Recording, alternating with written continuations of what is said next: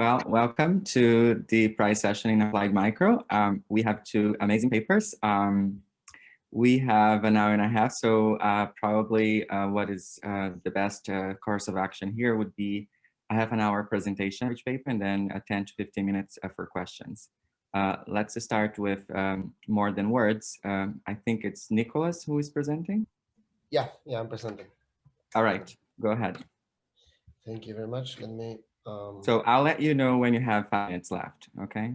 Okay, so I have 30 minutes approx, right? Yeah, 30 minutes, yeah. Okay, good. All right, so thank you very much for letting me present our paper here. This is a joint work with my two colleagues, Thiago Cavalcanti and Daniel Damat. Let me start straight with the research question, given that we don't have a lot of time. This paper basically tries to answer one kind of specific, but I think interesting question, which is if leaders with their words and with their speeches and with their exemplar, good or bad exemplar behavior can actually trigger a behavioral change among the citizens and in particular among their followers. Now, in particular, in the context of this paper, which is this pandemic, what we try to answer is basically if, during these times, those leaders, well, in this case, this specific leader, that again try to use, his persuasive power to convince people or to induce people to comply or not comply with the social distancing recommendation, if he was successful or if he was not, right? So basically that's the idea. That's the idea of the paper. Now the context of the paper is as you know, Brazil, and there are many reasons why we think this context is suitable. It's a suitable context to answer these type of questions for many reasons that you probably know better than myself. And this is the slide that we typically use for non-Brazilian audience, so it's not that relevant. But there's one point that I would like to emphasize, which is this last point, which is that Brazil is quite, and I think one of the reasons why this context is particularly suitable, which is that Brazil is quite a federal country, and it's a quite federal country, in particular in this context, in the sense that almost all the non-pharmaceutical interventions and lockdown types of policy and so on, they were basically implemented by the local governments. I mean, by the subnational, the state government. And this is important because this means that, if the president or if the federal government wants something else to happen, meaning if he wants to counteract these lockdowns or induce people to restore normality and so on, well, there's not much that he can actually do, right? So there's not much that he can actually do besides what he has been trying to do since the beginning, which is basically using, his words and his speeches and his persuasive power to convince people to kind of, restore normality and so on. And this is exactly what he has been trying to do since day one. So these are just a few examples that you probably remember very well. These are two very controversial, very prominent events in which President Bolsonaro again undervalued the disease and tried to induce people to restore normality and so on. And these were, again, so these are just two examples. These were particularly prominent. They even reached international media. You may remember, this is just Financial Times, but you may find things like this in The Economist, Washington Post, and so on. And this is because, at that point, in March, end of March, this was quite controversial. Now, to be honest, this has been happening since day one, right? So it's not the case that he, suddenly changed his speech and suddenly started to become, against isolation and so on. So this is something that happened almost continuously since day one, and this is important because this presents an empirical challenge, right? If we wanna test the effect of Bolsonaro's speeches or Bolsonaro's words or actions on people's behavior, then we need to find a way to identify those events that were particularly salient or particularly prominent because this was happening since day one. So in order to do that, what we do is we try to implement the most agnostic or systematic approach that we could think, which is basically following this idea by this paper of the Terra Francescelli in the Age Apply in 2011, which is basically building what we call, or maybe they call, I don't remember, a news coverage index, right? So what is a news coverage index? Basically, it's our way to identify the most prominent events of Bolsonaro against isolation and undervaluing the disease, which is basically measuring the size or the area or the proportion of the front pages of the newspapers in which Bolsonaro was, explicitly and actively, again, speaking against isolation policy. So this is an example of how we build our index. We took basically the top 4 newspapers in Brazil. Again, for robustness, we do top 3, top 5. It doesn't change much. We chose top 4 basically because after top 4, it drops, very, very drastically. But this is what we do. So for example, this is March 25th, and this is Folia. So we manually, of course, with help of other people, with students and RIs, we manually classified basically the front pages, right? So identified that this one was Bolsonaro clearly speaking against isolation. Then we measure the size of this, and then we measure the size as a proportion of the total front page, right? And we do this with all the top 4 newspapers.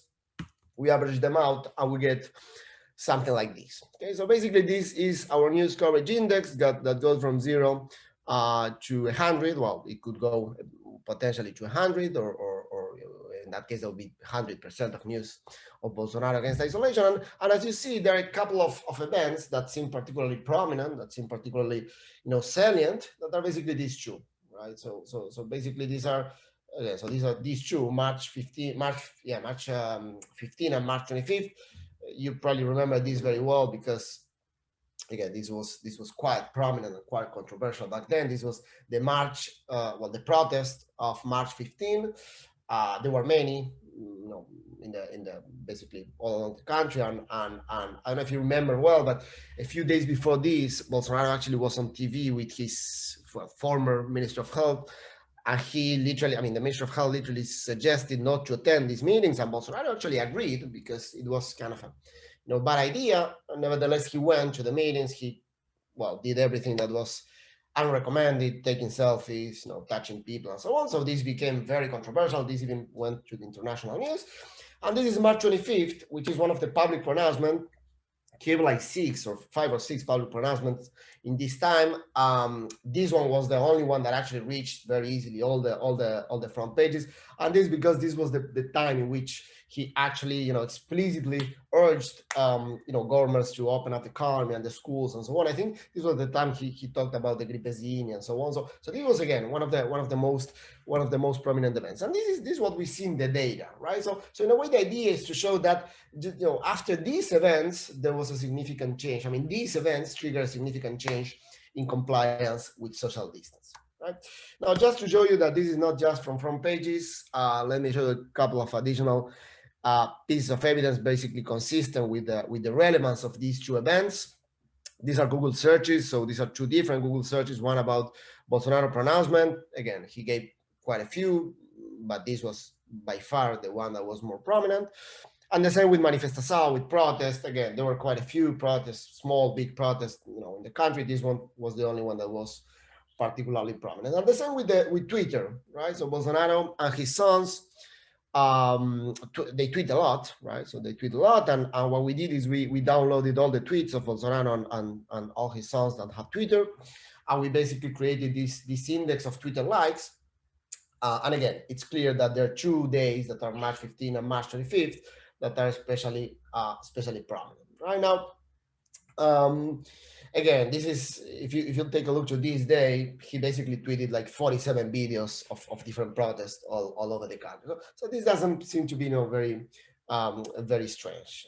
Anyway, we are going to use, so we're going to use this as a way of identifying, the kind of the discrete events here, but we're also going to use this index to test if there's some kind of intensive margin effect using this as a continuous variable. But basically the idea of this is to use a kind of systematic way of identifying the most important events of Bolsonaro against isolation. Okay, so that was the first part. That's just basically trying to identify the most prominent events. So let me very briefly describe the data that we're going to use.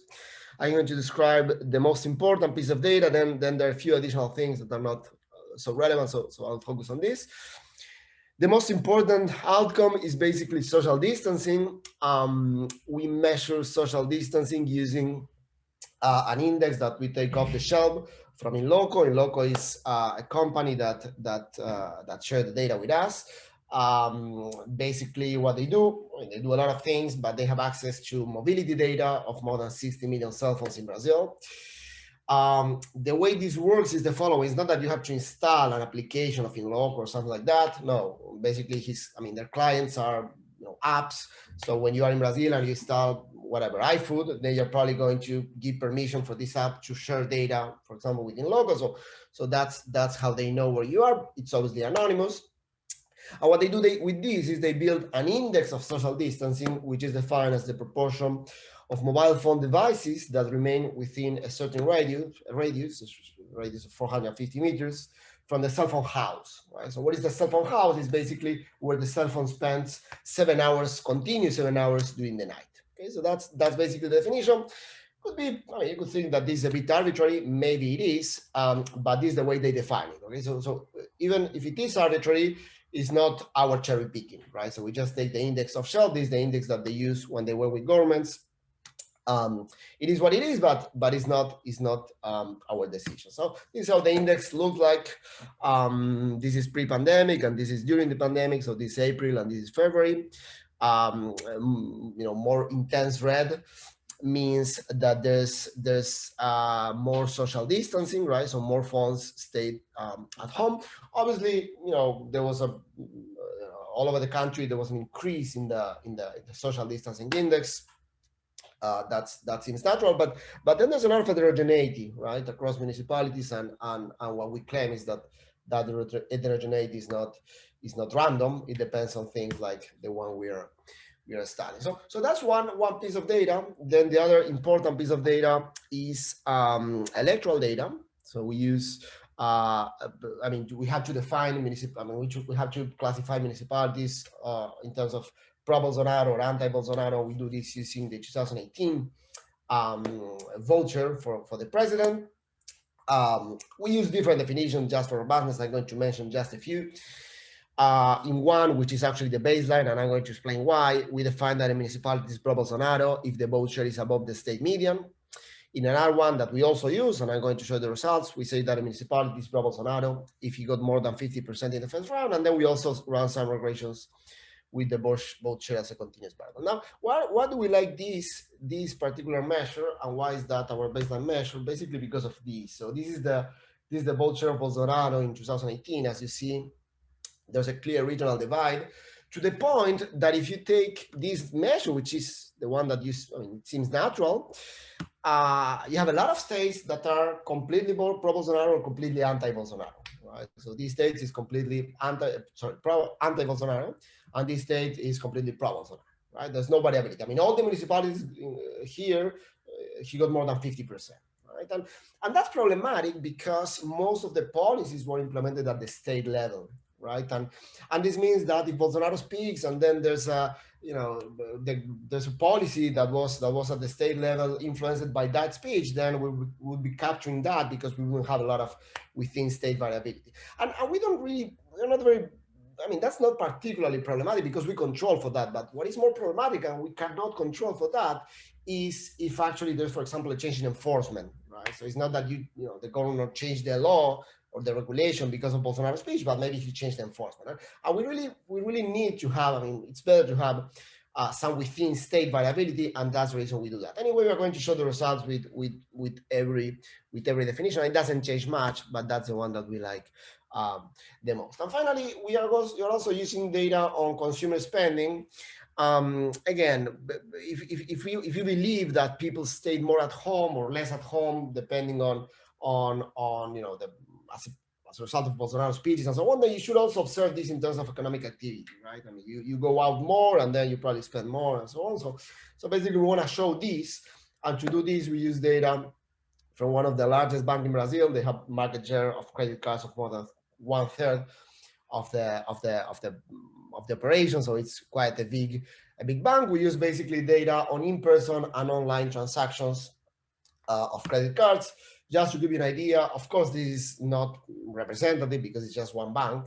Again, it is what it is, but it correlates quite well with central bank data, aggregated data on credit card transactions, right? So basically, this is our data and the aggregated data at the country level, and it's very much correlated. So again, it's not completely, so it's obviously not representative, but it seems to replicate fairly well what happens at the national level. So that's basically the data that we use. So let me very briefly tell you what is the identification strategy. We do a lot of robustness checks. I'm going to show you some of them. So let me first explain the main equation that we are using. So basically, it's a two-way fixed effects with leads and lags at the day municipality level. So it's quite simple. What we have is social distancing measures at the municipality day level. We have day fixed effects, municipality fixed effects, a couple of municipality day time varying controls. In particular, what is important is that we control for policies that obviously change by state and by day and so on. And then this is the variable that we care about, which is what we call treated, which is basically a variable that is going to take a one if two conditions are fulfilled. First one, that municipality in particular is defined according to one of our definitions as a pro-Bolsonaro municipality. And also if in that particular day, we identify that Bolsonaro spoke against isolation. So these two events that we identify. So the event in the baseline specification, the event is going to be defined as basically it's a 1-0 variable that will take a one in these two days, which are these 2 days that I show you at the beginning. In an alternative definition, we are also going to use the index, the news coverage index, just as a continuous variable. Okay, and this is the baseline. Then we do a lot of things. I'm going to show you some of them, but this is basically our baseline specification. So let me show you some results. This is again with the basic specification. These are the placebo, the pre-treatment events that are basically 0. This basically says that there doesn't seem to be, at least the days before the events, there doesn't seem to be a very strong, parties are dividing social distancing, with drastically changes after 1 day of the event, and this remains like that for a couple of days. So these are the confidence intervals with 90% and 95% of confidence. We put them together, and in terms of magnitude, this is around 2 percentage points, and the mean is around 30%. So just to give you an idea of what is the magnitude of the impact. So this is the baseline result. Again, I'm going to show you just a few of the robustness checks. Then you can take a look to the others in the paper, but there are a few that could be important. So one is what happens when we change the definition and take, instead of above state median, we just take above 50%. The result is quite similar, a bit more noisy. Maybe we lost significance in a couple of events here, but the pattern seems to be quite consistent. Even in terms of magnitude, it's not very different, around 2 percentage points. So that seems to work. What happens when we use, instead of defining the events as 1-0, we use a continuous variable using just using the news coverage index as a way of measuring the intensity of the speech as a continuous variable. We find a quite similar result. Again, a bit more noisy. Some of them are not significant over here, but it seems to be the case that in general the pattern seems to hold. Now the interpretation of this, again, you have to. This is a continuous variable, so this is the intensity margin. But in terms of magnitude on average, it seems to be quite similar to what we find here. Okay? Changing the clustering at the state level doesn't seem to change anything much. So basically, we find exactly the same thing. All of this seems to be significant in every case, and at 90%. In most of the cases, at 95%. So it seems to be quite robust. Okay. We do a couple of additional things to convince you that this is actually what we are identifying. One thing that we do is we run this kind of placebo test. Basically, we coded with a 1 every event in which there was a public pronouncement of Bolsonaro, in which he speak about, many times he also actually spoke about the pandemic, but not so prominently and so on. And we basically use that as the treatment to show that nothing happens, and indeed nothing happens. So basically, other Bolsonaro pronouncement doesn't seem to be very relevant. The only one that was actually relevant was the one that he actually actively and explicitly spoke against isolation. Okay, so all right, so that's so far. Again, so main result and some robustness that are particularly relevant. There are a couple of things that could be problematic if some assumptions are not fulfilled, in particular because we have two events that are very close in time, right? So basically we have one, I mean, there are basically 10 days of difference between these two, and unless certain assumptions are fulfilled, then this could be problematic. I mean, there's not like a unique thing to do in this case. So basically we explore the literature and try to, add robustness checks, doing what others do to try to show that this is not problematic. So basically there are two ways of basically trying to solve this problem. One is just to ignore the subsequent events. So you take just the first event, and then you take the second one is just, you just forget about the second one as if it never happened, and you see if the shock still persists. So this is one thing what we do. And the second one is a bit more kind of, let's say, agnostic or more systematic, which is just estimate the dynamic diff in diff and just estimate the the interaction between the each time effect, each period effect, and the support for Bolsonaro. And see what happens every day with mobility and just interpret the graph. So we do these two things. This is the result when we ignore subsequent events and we take only the first event.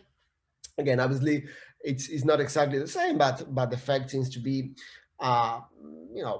seems to be negative. Obviously, with a bit more noise, and some of the periods are not significant, but overall, the pattern seems to be very similar. Okay, so this is the first solution to the problem of having two close events.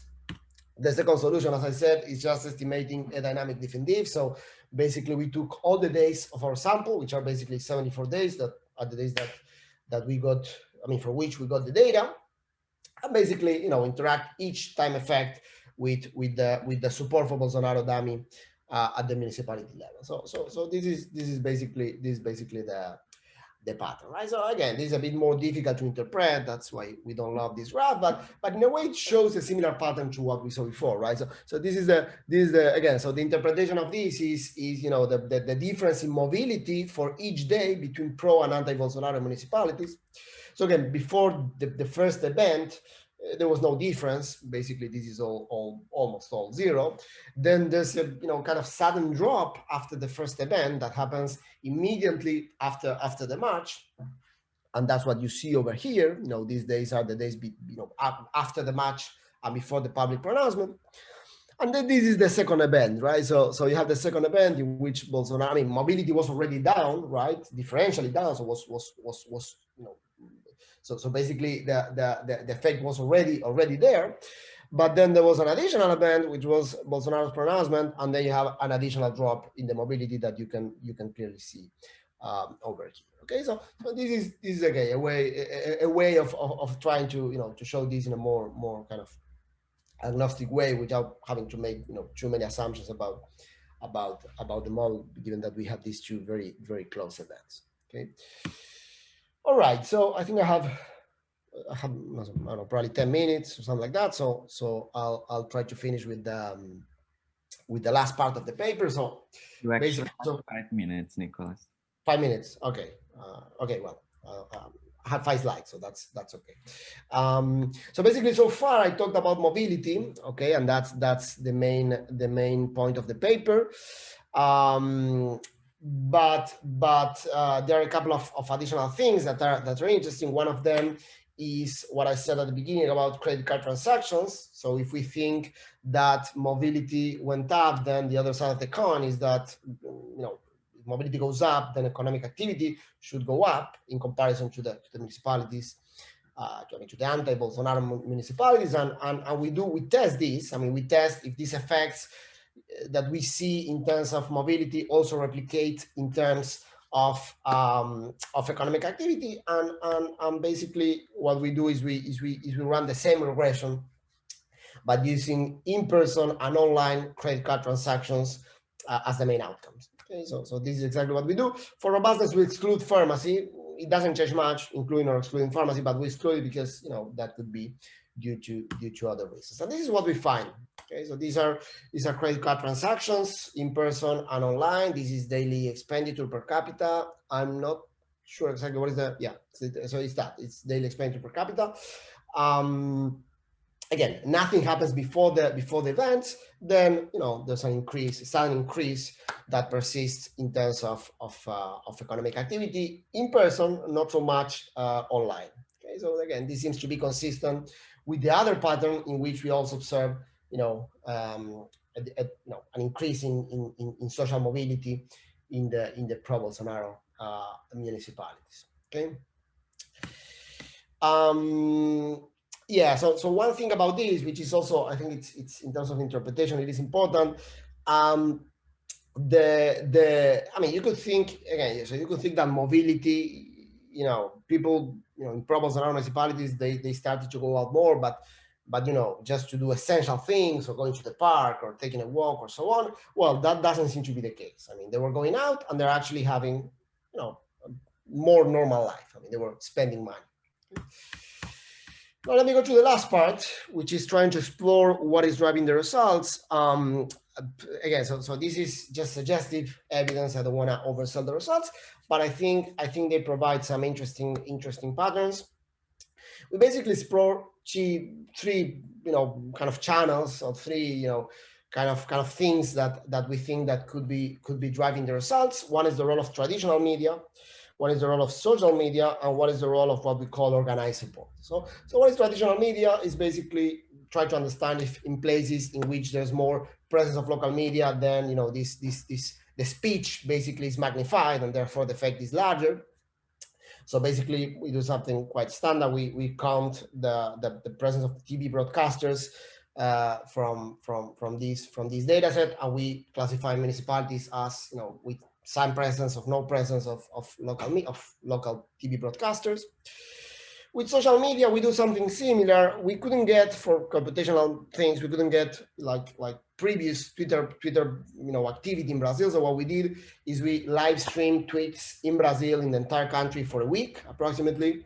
That would basically download all the tweets every 20 minutes. Okay, so we got this number of tweets, and then we created this indicator classifying municipalities as high activity, high Twitter activity, or low Twitter activity. So that's basically the indicator. And finally, what we call organized supporters is the proportion of evangelicals living in each municipality. And the reason is that, I mean, first, because one important reason is that basically among evangelicals, Bolsonaro won by 72%. So that's like it's important group. But more importantly, during the pandemic, if you remember, evangelics were quite, or some religious groups of evangelicals were quite supportive of Bolsonaro's policies. So in a way, we could expect to see that in those places in which there's some kind of organized supporters, then the effect could be larger. So basically, we classify again as above or below the median of proportions of evangelics. So let me very briefly show you the three results. This is what happens with TV broadcasting. So this is in municipalities where there's no local TV broadcasters, and these where there's at least one TV broadcaster. The effect seems to be completely driven by these places. This is what happens with Twitter activity. These are places with no or low Twitter activity, municipalities with low Twitter activity, and municipalities with high Twitter activity. So again, the effect seems to be almost completely driven by these municipalities. And finally, what happens with evangelicals, it's quite similar, right? So basically in places with high presence of evangelical parishioners, the effect seems to be larger, which we think makes sense because the place in which you have more organized support of the press. Okay, so I think my time is out. So let me finish with the conclusion. Basically, the idea of the paper is to give this message, above and beyond institutions, regulations, policies, incentives. There seems to be an important role for the persuasive power of the leaders through the words, actions, and their exemplar behavior. So that's it. Yeah, thank you very much. Thank you very much, Nicholas, and great timing. Now we open the floor for questions. If you have a question, just unmute yourself and you can ask directly.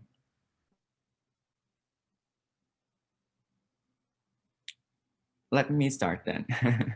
So one thing that I thought was very interesting is this sharp response, even, when you go at the national level and, at the state level, I think you controlled for some variables, but there are some governors that were pushing back, right? So I was wondering if you have some analysis or anything to say about, especially populous states where the governors were pushing back, like São Paulo, for example. Yeah, no, that's a good point. No, so with that, the short answer is we haven't. I mean, we didn't take a look to that. One thing that we were trying to do, we never fully implemented is what happened when what you said, right? When governors speak, right? So what happened when there's a speech of so you have the speech of Bolsonaro and the policy of Bolsonaro, and then you have governors saying some other stuff. So you may expect some effect of their own speeches. But honestly, we finally never implemented that. So yeah. So but that's a good point. Yeah, this is something that we should definitely take a look. By the way, I think my co-authors are here, so please jump in. Okay. Anytime. Yeah. So there is a question in the chat. Is there any analysis of the effects of Trump's speeches about COVID-19? I don't know. I mean, I don't know if there's a systematic pay. I mean, I don't know, but Yeah. it's a good idea. So if there's not, you could try. Yeah, Trump's speeches, I don't know, but I think there is for rallies. But that's absolutely. Naturally goes for the rallies. Any other questions? Yeah. Francisco, go ahead. Go ahead. Okay. Super interesting, but like just to try to understand how to interpret your treatment. You said about persuasion. How should you think about social media? Because in the case of Bolsonaro, he has a social media. He has basically a direct channel of communication with his followers. That's WhatsApp. And I imagine that the timing of the communication through his own, let's say, social media with the timing of this public speech are very synced. So how do you think is this kind of the president influencing people through the media as this persuasion, as you said, or it's just like the political leader calling his own people to the street, kind of tocando o berrante? But what is what would be the difference between one or the other one? So one because would be... one, you are not influenced, like you have your followers and you just give the sign, go to the street, this is a hoax, and go to the street. So you're not persuading people. They are already persuaded, they are on your side, and you just ring the bell. And the other is more this, like, I'm the president, I give the example, and I'm persuading my citizens to a behavior. Do you see?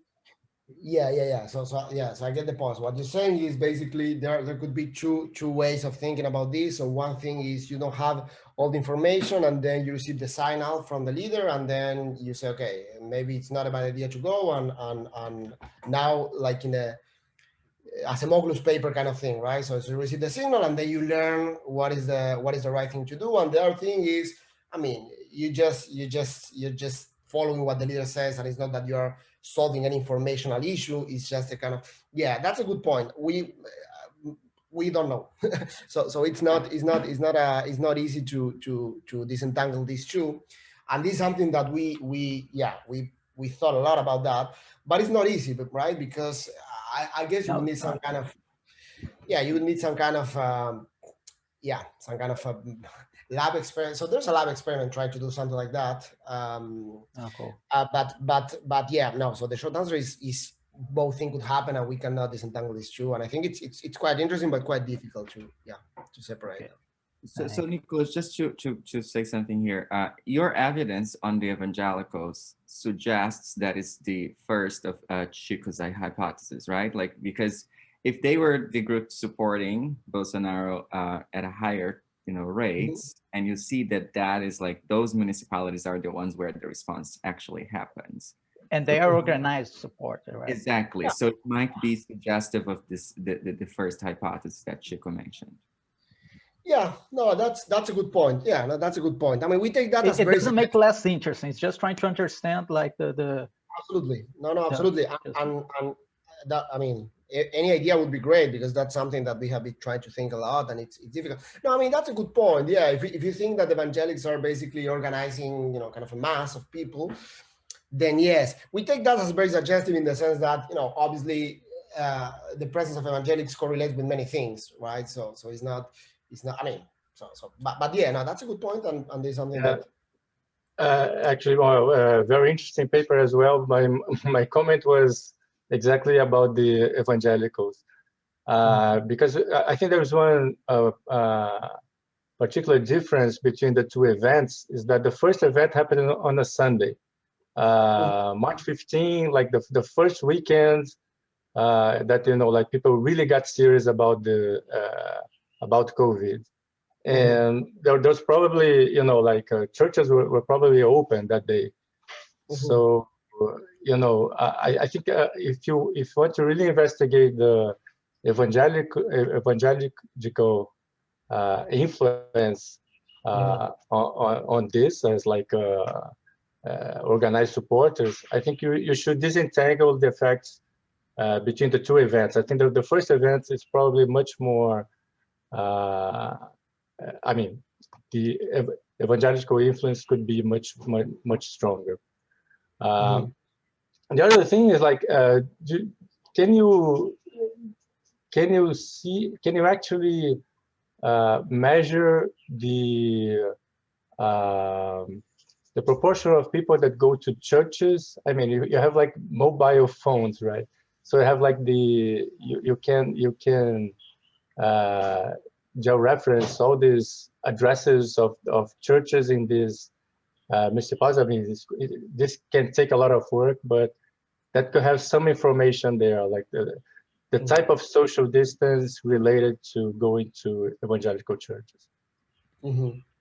Yeah, no, that's a good point. We should request that data. I'm not sure if we'll be able to get it, but that's a good point. About the first thing that you said, yeah, that's true. But actually, if you so we thought about that because you know, maybe you should expect something to happen the other day, right? So you have the protest all during the day. That was Sunday afternoon and so on, and nothing happened when you drop, for example, Sunday, or when you take the first day after, you know, the first Monday as the day zero.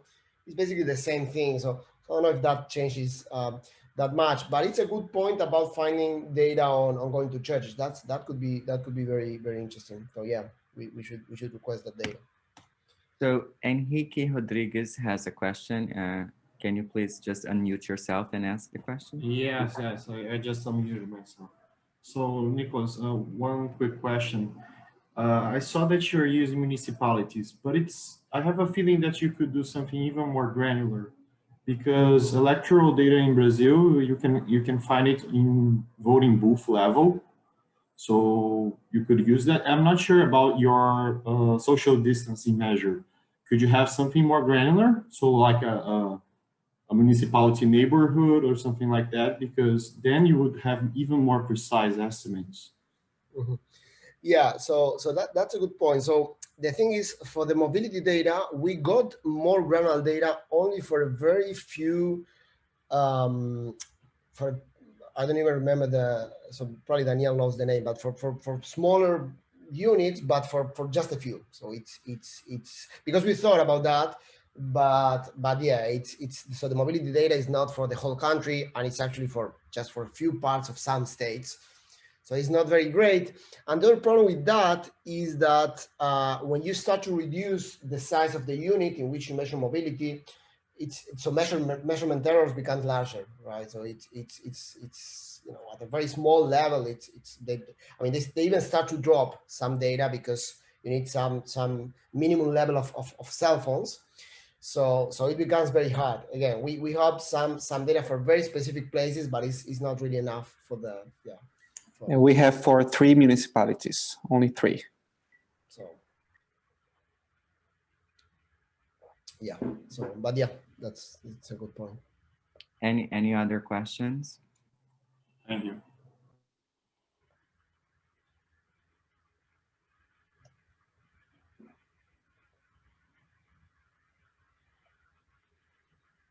All right, so if there's no more questions, let's give a round of applause, a virtual applause for Nicholas and co-authors. This is a great paper. So let's then move to the next presentation, which is going to be, if I'm not wrong, by Pedro. You can share your screen.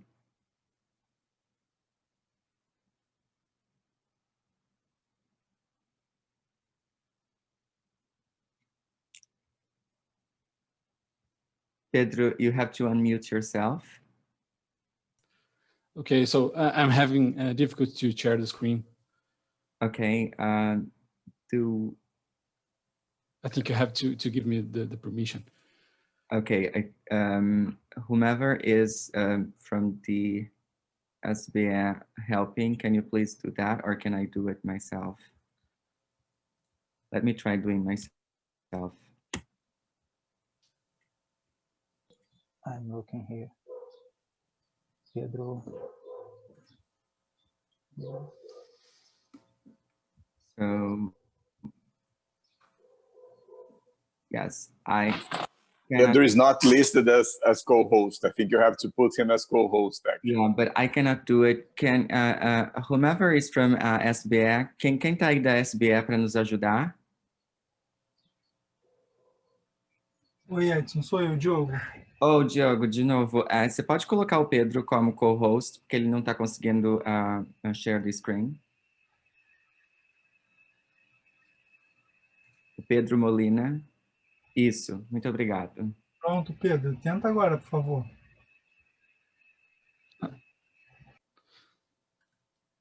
Ótimo. Ok, agora acho que foi. Okay, 30 minutes then, Pedro. Take it away.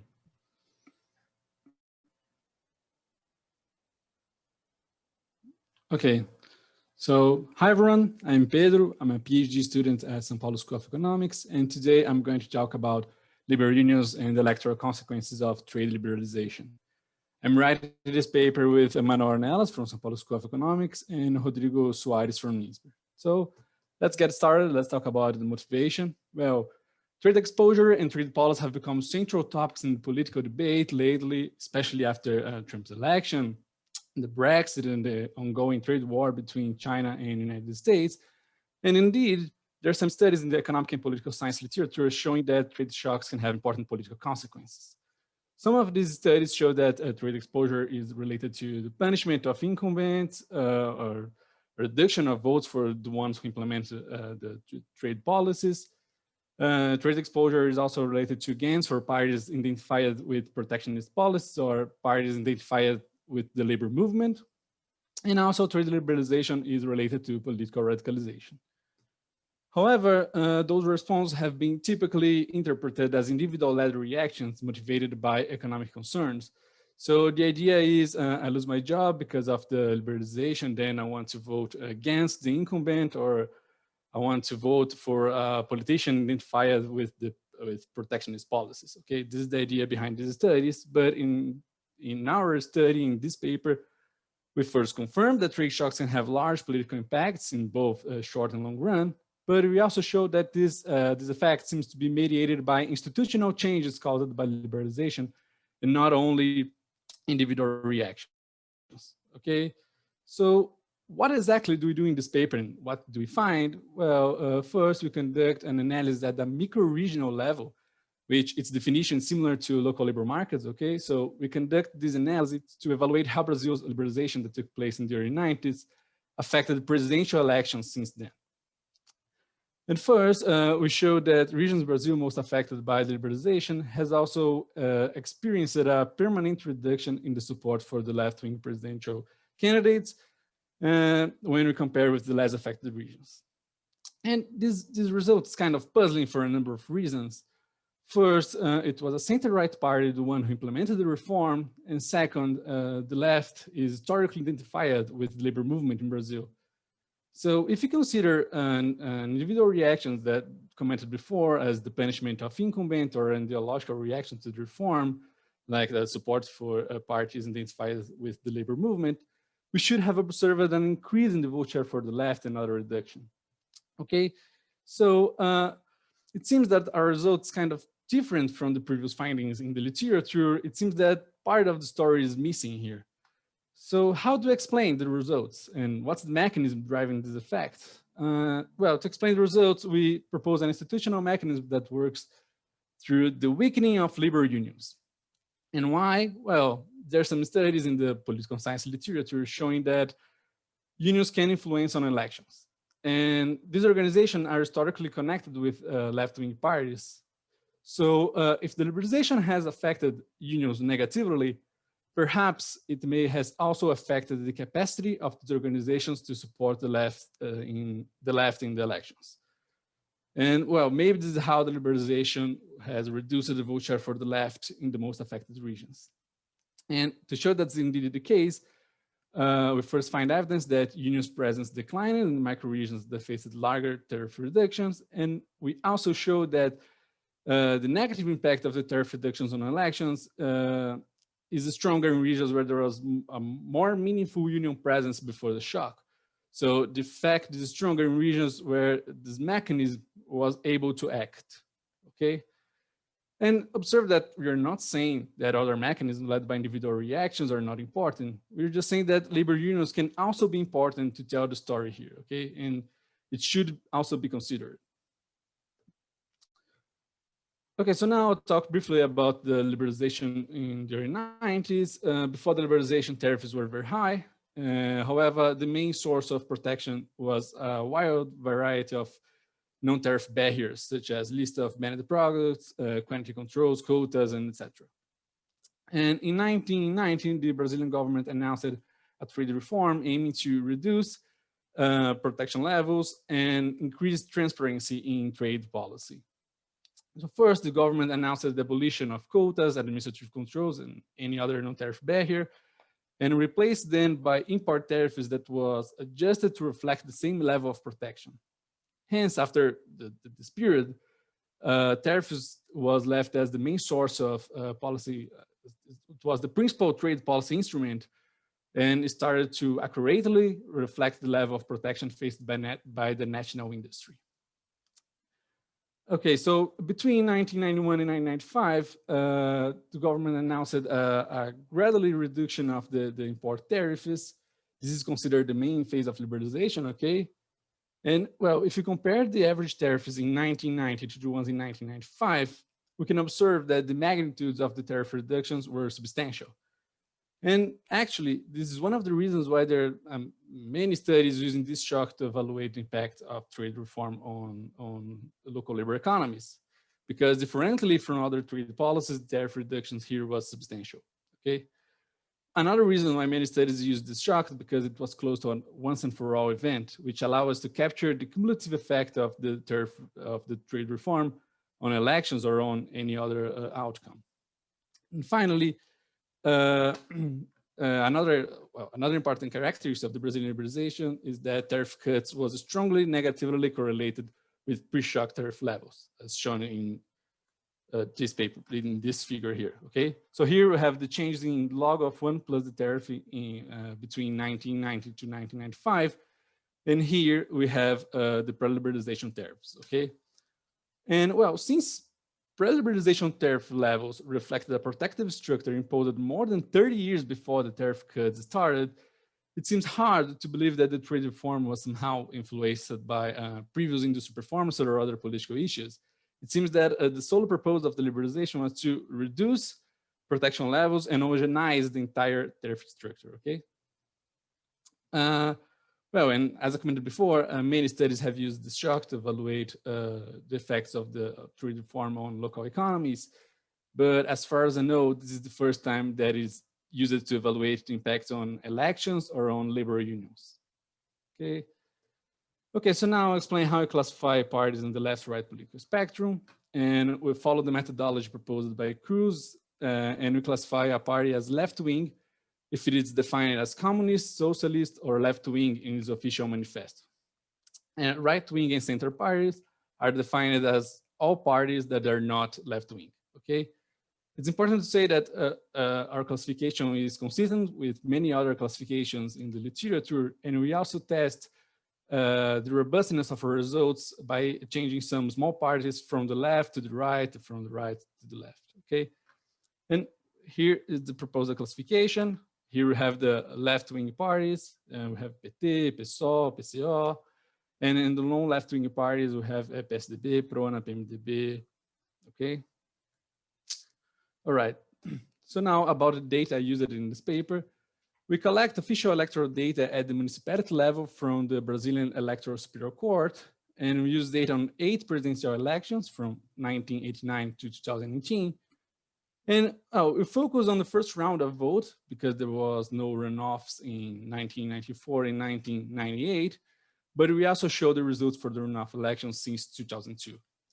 And well, we also focus on presidential elections because the main decisions about trade policy in Brazil are taken by the federal government. So it seems more appropriated to use presidential elections to evaluate the impacts of the reform, of the trade reform on voters' behavior, okay? Tariff data come from Kumeron, who reports nominal import tariffs at the 2-digit SIC, and we also collect several socio-demographic variables at the micro-regional level from the 1991 Brazilian demographic census. And we use these variables to construct some controls at the baseline. I'll talk more about this control later, okay? Okay, so now I'm going to explain how we construct the variable that captures the impact of the tariff reduction on each micro-region.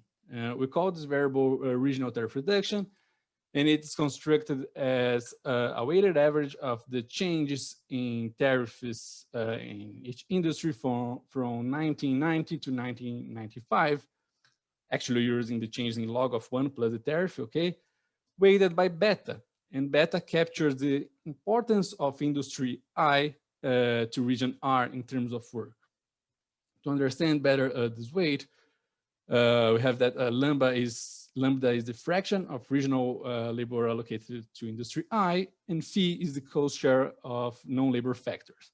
So 1 divided by phi captured the importance of labor factors to industry I, and lambda captures the size of this industry to region R, okay? So lambda multiplied by 1 by phi captures the importance of industry I to region R. And the idea behind the regional tariff reduction is that we consider that the region is more affected by the liberalization if tariff reductions were larger in its most important industries. Okay, so to compare the evolution in the vote share for the left in regions facing larger tariff reduction to those facing smaller reductions, we estimated the following equation, and we estimated for each election year T between 1994 and 2018. And here the dependent variable is the difference in the vote share for the left between year T in 1989. Alpha are state fixed effects, X is a vector of pre-liberalization socio-demographic controls, and here we include the share of white, female, share of households in urban situation, the Gini index, okay? And in this equation, in all other regression in this paper, we cluster standard errors at the meso-regional level. Okay, so this figure here plots the estimated coefficients for the regional tariff reductions at each election year, okay? And we can observe that the coefficients are negative and statistically significant at the 5% significance level, indicating that regions facing larger tariff reductions experienced a reduction in support for the left-wing candidates relative to the less affected regions. Also, the coefficient seems to be stable over time, indicating that the impact on elections is permanent, okay? It affects in the short and the medium and the long run.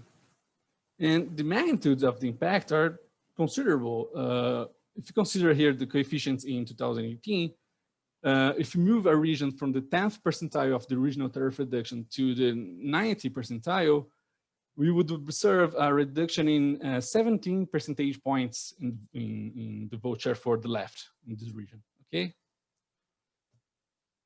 Okay, so we also checked the robustness of our results for some potential confounding effects caused by some shocks after the liberalization. We show that our results are unchanged if we control for changes in tariffs after 1995 or for the privatization that occurred in the 90s. The results are also unchanged if we control for changes in exchange rates or for the Mercosur tariffs. Okay. Also, sorry.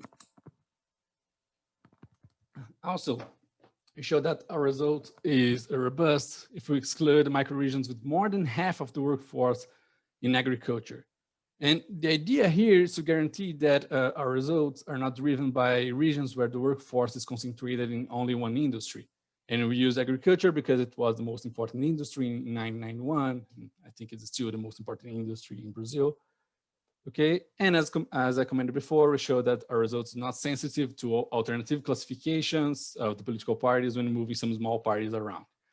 Okay, so as commented before, the negative effect of the liberalization on support for the left is kind of puzzling, since either the punishment of the incumbent or an ideological response to the reform should have led to an increase in the vote share for the left and not a reduction. And to explain the result, we propose an institutional mechanism that works through the weakening of labor unions. And why do we suspect that this is an important mechanism in this case? Well, because there are some studies showing that trade exposure is negatively correlated with union strength. And that relationship is particularly salient in Brazil because the trade shock has affected formal jobs negatively. And until the end of 2017, unions' main source of income was our union taxes, known as Imposto Sindical, which was mandatory for every formal employee.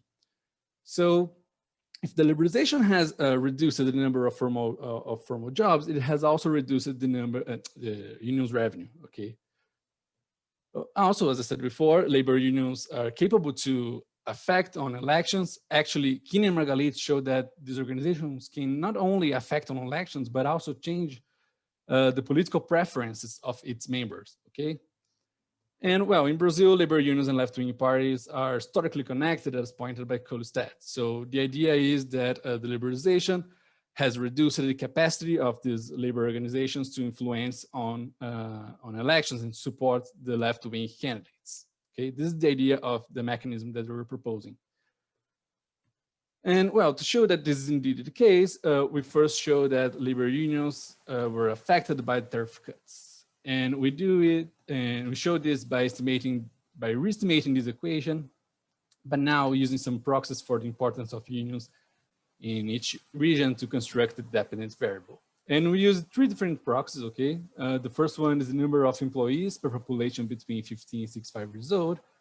And the idea here is that stronger unions are bigger and then employ more people. The second proxy is the number of unions per population between 15 and 65 years old. And the idea is that in regions with more unions, unions are more influential. And the third proxy is the number of unionized workers per population between 15 and 65 years old. And the idea is that if a union has more members, it can also influence on more people. And unfortunately, we did not observe the number of unionized workers at the regional level.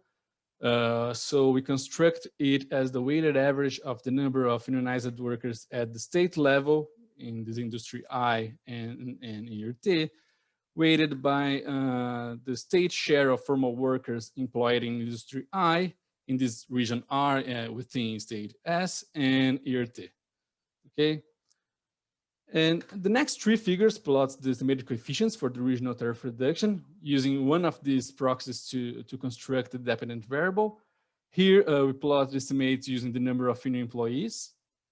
And well, we can observe that the coefficients are negative, statistically significant after 1996, 1997, indicating that the number of union employees reduced in the most affected regions, okay? Well, also we plot here the results for a placebo test using pre-trains on the number of union employees, okay? And we show that the regional tariff reduction is not correlated with these pre-trains, so it seems to not be concerned in this case. This figure plots the estimates using the number of unions to construct the dependent variable. Again, we observe negative coefficients, which are also statistically significant for some years, indicating that the number of disorganization has also reduced in the most affected regions, most affected by the liberalization. And finally, we plot the estimated coefficients using the number of unionized workers. As you've probably noticed, there are some missing points here because we do not observe the number of unionized workers for these years. And here we are using 1988 as the baseline and not 1989, of course, because we do not have data on 1989. But again, we observe negative coefficients, also statistically significant, which indicates that this organization has been affected negatively by the liberalization. Okay, so now we want to know whether this whether the weakening of union is the mechanism underlying the effect of the regional tariff reduction on elections. And if this were the case, then one would expect to observe a stronger negative relationship between tariff cuts and the vote share for the left in regions with at least a small presence of unions. And to do that, we look at heterogeneous effects of the regional tariff reduction on the vote share for the left, estimating this equation here. This equation is similar to the previous one, but now we include these two interaction here, okay? And we also estimate a pooled version of the equation. So we do not estimate it for each election year. We use every election year data to estimate it. And again, the dependent variable is the difference on the vote share for the left, and I-25 and I-50 are indicator variables that the microregion R is above the 2050 or the 50th percentile for each of the measures of union presence in 1989. So we're going to estimate this equation 3 times, one for each measure of union presence. Well, actually, we estimated 6 times because we also used the first round of vote and runoff elections to construct the dependent variable. Okay, and well, so what do we want to answer estimating this equation? Well, we want to know if the negative effect of tariff cuts on the votes for the left is greater in areas where unions had a meaningful presence prior to the shock. And this table says, yes, it is. Okay, and before I explain the coefficients, I'll explain what's happening in this table. In panel A, we use the first round of vote to construct the dependent variable, and in panel B, we use the runoff elections. In the first column, we use the number of union employees per population between 15 and 65 years old to construct the indicators. In column 2, use the number of unions. In the third column, use the number of unionized workers. And well, what do we find? Except for the third column in panel A, at least one of the interactions are negative and statistically significant, giving support to our assumption that this is a channel through which tariff reduction has affected elections, okay? Also, it's important to observe that in general, the heterogeneity in the effects of the tariffs are captured by the interaction with the 2050 percentile, which indicates that what really matters is if the region has at least a small presence of unions. It does not matter if the unions are huge or medium sized. What matters is if the region has at least a small presence of unions prior to shock. Okay. And finally, it's also important to emphasize that except for the estimates in the first column in panel A and the ones in the third column in panel B, the regional tariff reduction coefficient is still negative and statistically significant, which indicates that there are probably other mechanisms behind the effect here, maybe led by individual reactions, maybe not, but that should be considered in future studies. Okay, so to conclude, what we've done in this paper, well, we evaluate the short and long run electoral consequence of the Brazilian liberalization in the 90s and investigate the role of trade unions as a potential driver of the results. And what we find, well, first we show that tariff cuts has permanently reduced the share of votes cast for left-wing candidates in the most affected regions. And we also show that the tariff cuts has also lowered trade unions' presence in the most affected regions. And finally, we show that the reductions in the votes for the left happened predominantly in areas where the unions were initially more important. Okay, well, that's it for the presentation. Thank you, everyone. I hope you've enjoyed it. Thank you. Thanks a lot, Pedro. Great time. So I will start with Vladimir Carrillo. Can you please ask your questions? You posted two on the chat, or do you want me to read them?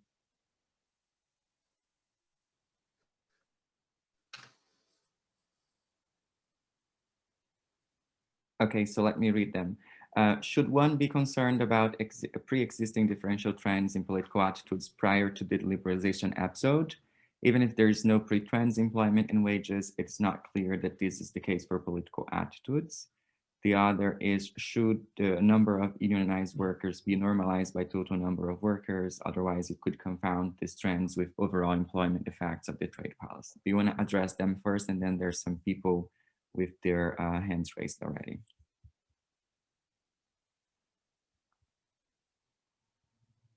Okay, so I'll answer the first question. Okay. First, unfortunately, the 1989 presidential elections was the first presidential elections in Brazil in 30 years. So it's impossible to conduct a placebo test using difference in vote share for the left before the liberalization. However, it seems that this assumption of the version of parallel trends holds for a bunch of mechanisms that could drive the effects of the regional tariff reductions on elections. Well, there are many studies that investigate the effect of Brazilian liberalization on economic outcomes. And in general, these studies show that pre-liberalization trends on these outcomes are not correlated with the regional tariff reduction. And well, as you saw, we also show that this is true for the mechanism of union's presence, okay? And moreover, it's true, we're still trying to collect data on municipality and gubernatorial elections for a period before the liberalization to conduct a placebo test. And well, I'm not sure if I should say that, but this is new even to my co-authors, okay? But I received data on the number of votes cast for each party in the 1982 gubernatorial elections. And using the difference on the vote share for the left in this election with the one for presidential elections in 1989, I re-estimate our main specification, and I found a non-significant effect for the regional tariff reduction on the vote share for the left. So of course, this exercise is at least unusual since we're comparing an election for governor with presidential elections. But well, it's another piece of evidence that that supports our main justification assumption. Okay. And sorry, I forgot the second question. Second question is, should number of unionized workers be normalized by total number of workers? Otherwise, it could confound these trends with overall employment effects of the trade policy.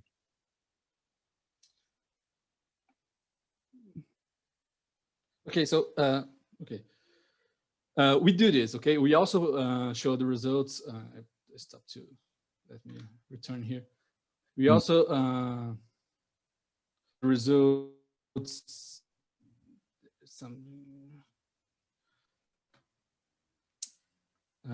here, using union employees per capita or the log of 1 plus the union employees, okay? And the results are almost the same, okay?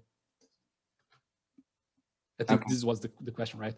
We should use the number of union employees per capita with us, and the results are similar. So do you have non-unionized workers? Do you have on this table non-unionized workers? You don't have the... No. Well, there are some other studies that investigate the effects on like on employment in general, okay? Right. Dix Carneiro and Kovac, but no. Using only known... yeah, to break to see if like this fall that you see on unionized workers, if you see the same pattern with non-unionized or not, exactly to capture this difference. Okay. Well, this is interesting. Okay, we have two questions. No, we do not do it. But sorry, Pedro, we have another question from Bruno Fairman. Okay. So, thank you, Edson. And Thank you, Pedro. It was a great presentation. I really like the paper. I have just one small point. At some point, I believe you mentioned that you're focusing on the presidential election because the trade policy was a federal decision. And I would understand that if you're focusing on the mechanism that maybe you originally thought that that people will try to vote according to what the trade policy, how the trade policy affect them. But at the end, like the main conclusion of the paper is that the main mechanism is something totally different, and that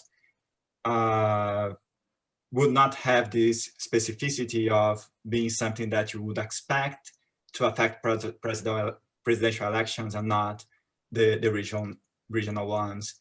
So I think it will be interesting to add the information on the regional elections. And actually, if you don't find much differences, then this could be an indication that the mechanism that you are proposing here is actually much more relevant than the other mechanisms, like, okay, the trade policy may affect how I see the government that introduced this policy. Yeah, you're right, but the problem is that we do not have data on these elections, on municipal elections or gubernatorial for a period before the liberalization. So it's impossible to conduct the same analysis. Okay, we're still trying to collect this data. Okay, because I agree with you. I think it's important to know what happens in these elections too. But unfortunately, we don't have this data yet. Yeah, I think even if you don't have the pre-data on the regional election, maybe you can try to check whether the pre-presidential election will be a good proxy for that, for the pre-period. I think it will be an interesting exercise. Okay, yeah. Yeah, a good idea, yeah. Enrique? I'll try it. Enrique Rodriguez has a question. Hi, Pedro. Wonderful presentation. I have like two or three questions. The first one is, if you're thinking about that unions are the mechanism, shouldn't we expect that the effect on parties should be different? So I'm thinking about, for example, PT is much more related with unions, and its foundation is much more related to unions than, for example, PDT or even PSB. So one thing that I would like to know is if you try to do something like that and to see which parties are driving your results, because if it's PDT, maybe it's not unions. The second question is about it's not a question exactly, but you have like a gubernatorial election data, as far as I could listen you well. And maybe one thing that you should do, rather than using the difference between the results in 1982 to 1989, is to have the results for 1982 and interact them with like a time trend. So you have different trends for different places based on political outcomes in 1982. And if you have done so, tell us. And the last question, it relates with what Bruno said about regional elections. I don't think that you have like electoral margins, but you may have the mayor. You may know the mayor and his party affiliation. So maybe you could use that and like use the probability of having a left-wing mayor. Or have you tried to do something like that? That's the okay. question. Okay. So, well, starting for the first, answer the first question. Well, we do some exercise like to investigate which parties are the ones driving the effect, and it's I think maybe you're right. I think that the effect is stronger when we look for PT, PSOL, PCO. Okay, so but well, I think it would be interesting to do more of these exercises. Okay, about the gubernatorial data, well. The problem is that I received this data yesterday. Okay, so I didn't have time to explore it well. So the only thing that I did was this exercise using the difference in vote share in 1982 to the one in 1989. Okay, and about the mayor, well, actually, this is exactly what we are trying to do. But the problem is that it's not that easy to get information on which party was the mayor in 1989 or previous, like 1985, anything. Like it's probably this data is available somewhere, but we're still trying to get it. Okay, but it's exactly what we're trying to do now. All right, Vitor has a question.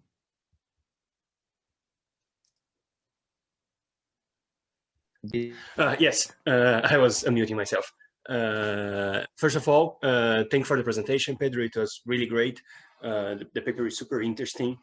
I have a small question relating your paper with Rafael's paper. Correct me if I'm wrong, but if I remember correctly, Rafael's paper, they find an effect on trade liberalization on employment and wages.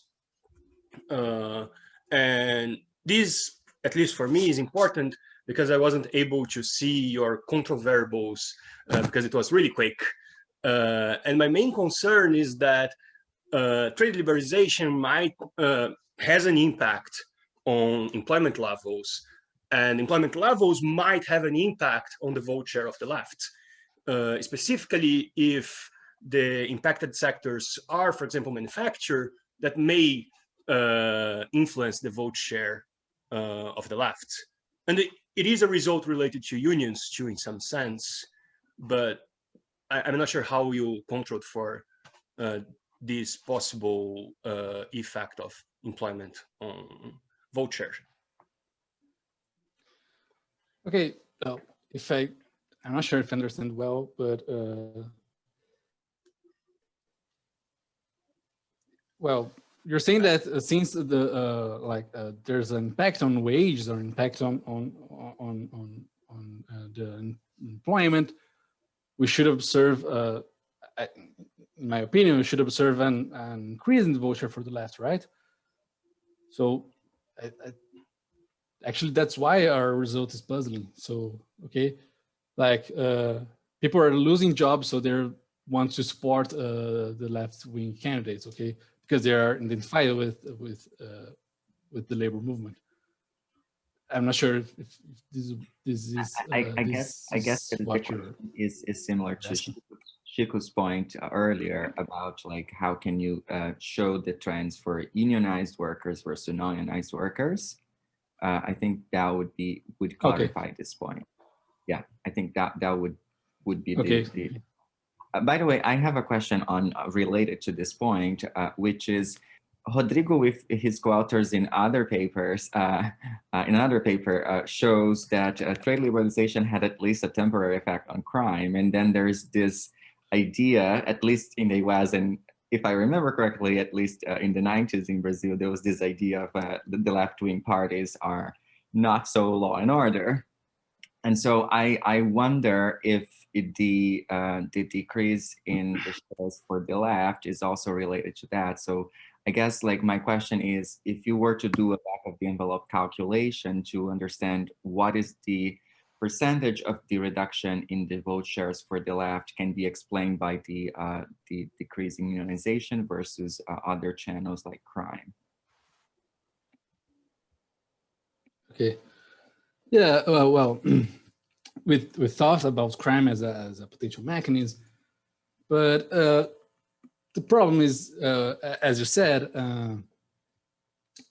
crime has the impact in crime is in the short run, but what we observe on elections in the long run, okay, it seems to be permanent. So that's why we don't think that this is a channel, or it may be important in like in the first elections, maybe, but we don't think that this is like this would explain all the fact that we find here. Okay, but yeah, it's important. I think it would be interesting to verify if crime is affecting the elections in 1994 or 1998. Yeah. Vitor, go ahead. Can I jump in very quickly? Yeah, Just to, no, because of this discussion as well of employment, right? So the result, as I understand the result from the literature, from the more labor literature, is that, I mean, in the medium run effect on employment is to a great extent on formal employment, right? And then the long run recovery on employment is actually mostly informal, right? So in terms of overall employment, I think there is this argument that Pedro made that actually that's more or less the argument from the US and European literature. And that's what is puzzling about our results. But also in terms of long run effects, employment actually comes back, right? So it cannot be just an issue of overall employment. The fact that it may be related to formal employment by itself, it's part of the mechanism, because actually the union tax was mechanically related to formal employment. So that's actually also part of this story, right? So I think in terms of crime, there is the issue of the temporary effect. In terms of employment, also there is the issue of temporary effect. But just to highlight one thing that Pedro said, I mean, these things cannot be playing out, right? We cannot control for these things because they're endogenous to the shock. So they would all be bad controls, right? It's just in some sense that it's given these patterns, the political response is very puzzling and very different from everything that is documented elsewhere. And actually there is one plausible mechanism that probably is contributing to that. So just, I mean, taking the foot a little off the accelerator in that sense. I mean, other things can be going on, and we cannot rule that out, right? Just, but yeah, it would be interesting to know, like, what is the extent to which the union story explained the decreasing vote shares, right? So, like, if you can say it's 50, 60, 70% of the story, but go ahead. No, exactly. Relate to this, like maybe you can use like a proper, like actual mediation analysis to look at like what's the effect of unionized workers, informal jobs or ununionized jobs, exactly to decompose to see, look, what I'm seeing this effect on the left wing is exactly 60% comes from unionized workers. And as Rodrigo said, like on the long run, like informal, probably ununionized workers bounce back. So the mechanism should be through this unionized. Yeah, let me just add to that. I think it's a very interesting paper, and there's this mechanical effect coming from union taxes. But you know, like there's a lot of things about unions and their relationship with political parties as well. But there's a lot of things about unions that, you know, like you're not exploring enough so far. For instance, the role of central unions. This changed a lot over time. Like after 2006, they started collecting taxes as well. But in particular, this point about the relationship of these parties with informal workers, I think it's very important. And it's very important. It's very contemporary, right? The current discussion about why PT is losing in a lot of places that used to have more votes is about they're not being able to connect to informal workers, this new middle class. And just to complement my previous point about the political parties, in the line that Henrique was proposing, you also have a more continuous difference, I mean, left-wing tendencies across parties, right? So it's not like a binary thing, like a left-wing party and a non-left-wing party. So maybe you could explore this a little bit more. Okay, thank you.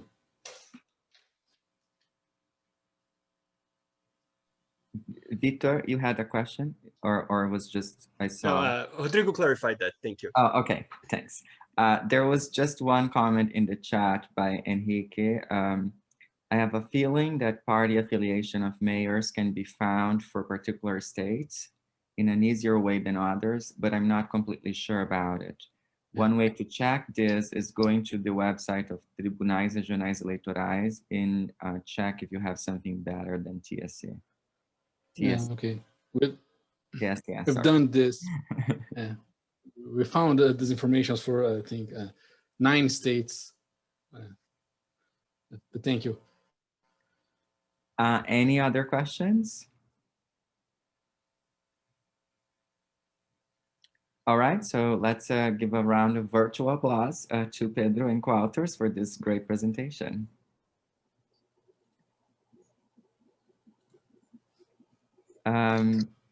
Great. So that concludes this this session, and I guess Gustavo, Francisco, and I would talk at some point, or even now, I don't know.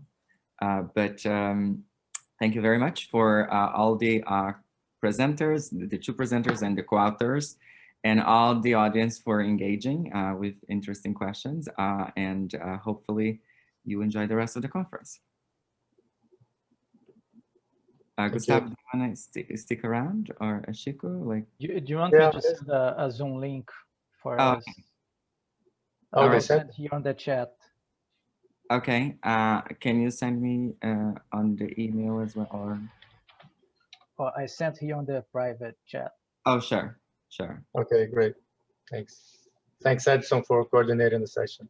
Because I don't know if I don't know if the at noon this. Okay, sounds good. Yeah, I'll open that right now then.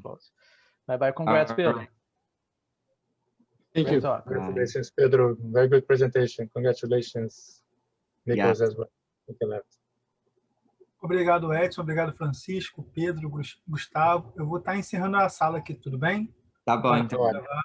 Peraí, deixa eu só pegar aqui. Só pega o link aí. Tá. Tudo bem. Vou fechar aqui. Peguei. Valeu. Perfeito. Vou encerrar aqui e até a próxima, pessoal. Bom dia para vocês. Obrigado.